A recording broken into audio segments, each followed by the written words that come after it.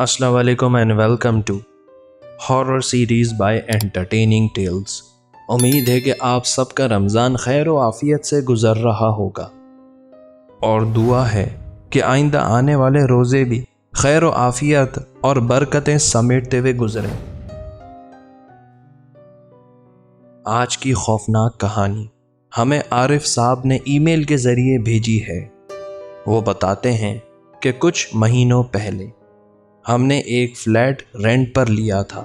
इस फ्लैट का रेंट हमारे पिछले फ्लैट के मुकाबले में कम था।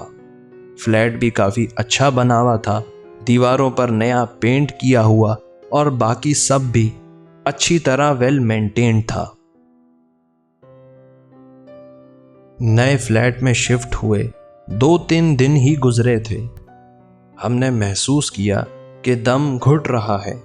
हालांकि फ्लैट काफ़ी हवादार था, लेकिन हमने इस पर तवज्जो नहीं दी और इग्नोर कर दिया, क्योंकि घर शिफ्ट करना कोई आसान काम नहीं।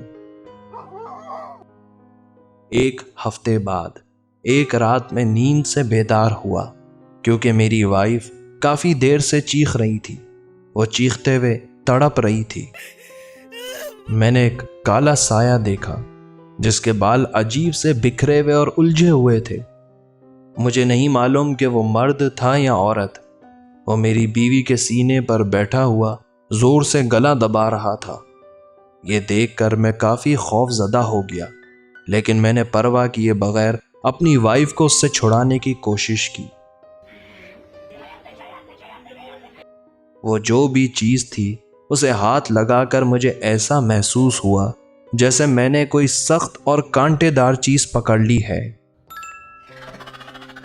वो खौफनाक मखलूक इतनी ताकतवर थी कि उसने मुझे इस तरह पटका जैसे हम प्लास्टिक की बॉल जोर से फेंकते हैं। कोई इंसान इस तरह किसी शख्स को ऐसे नहीं फेंक सकता, जिसकी वजह से मेरे जिस्म में 2 हफ्ते तक दर्द रहा। उसके बाद वो मखलूक कमरे से गायब हो गई, लेकिन फिर भी इस कदर खौफ महसूस हो रहा था कि मैं लफ्ज़ों में बयान नहीं कर सकता। वो जो भी चीज़ थी बहुत खौफनाक और ताकतवर थी। बज़ाहिर तो ऐसा दिख रहा था कि वो मखलूक गायब हो चुकी है, लेकिन मुमकिना तौर पर वो उस वक्त भी कमरे में मौजूद थी, क्योंकि उस टाइम हमें सांस लेने में काफ़ी दुश्वारी हो रही थी और दम घुट रहा था, ऐसे जैसे किसी ने सांस लेने का अमल रोक दिया हो। हमने फौरन लाइट्स ऑन की और कलाम का विर्द करना शुरू कर दिया, जिससे थोड़ी ही देर में सांस बहाल हो गई। लेकिन उस घर में नमाज पढ़ते हुए सांस लेने में दुश्वारी महसूस होती थी और जिस्म में दर्द होने लगता था। वो जो भी शैतानी मखलूक थी नहीं चाहती थी कि हम नमाज पढ़ें, तिलावत करें। फिर एक रात ऐसा हुआ कि मेरी वाइफ को बहुत खौफ महसूस हो रहा था, क्योंकि घर में अजीब सी चहल पहल हो रही थी। ऐसा लग रहा था कि कोई घर में रखी छोटी मोटी चीज़ों को उठाकर फेंक रहा है। फिर जब मैंने अपनी वाइफ को संभाला तो किसी ने मेरा गिरेबान पकड़ लिया और मेरा गला दबाने लगा, लेकिन वो मखलूक नज़र नहीं आ रही थी और मुझे गर्दन पर जोर से 2 थप्पड़ मारे, जिससे मुझे चक्कर आने लगे और 3 दिन तक उसके हाथ के निशान मेरी गर्दन पर थे। उस फ्लैट में एक स्टोर रूम भी बना हुआ था। जब से हम शिफ्ट हुए स्टोर रूम में कभी नहीं गए, और जब से ये खौफनाक वाक़यात होने लगे हमारी उस स्टोर रूम की तरफ जाने की भी हिम्मत नहीं हो सकी।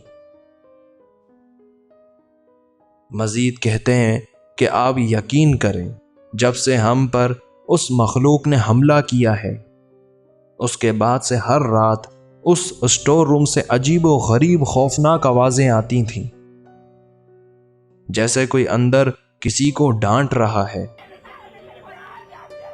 स्टोर रूम के अंदर और बाहर वाले एरिया में काफ़ी अंधेरा छाया होता था। सबसे खौफनाक चीज़ टीवी लाउंज से कमरों में देखने पर ऐसा दिखाई देता था कि जैसे पर्दे के पीछे कोई खौफनाक वजूद हमारे इंतजार में खड़ा है, हमें डराने की कोशिश कर रहा है।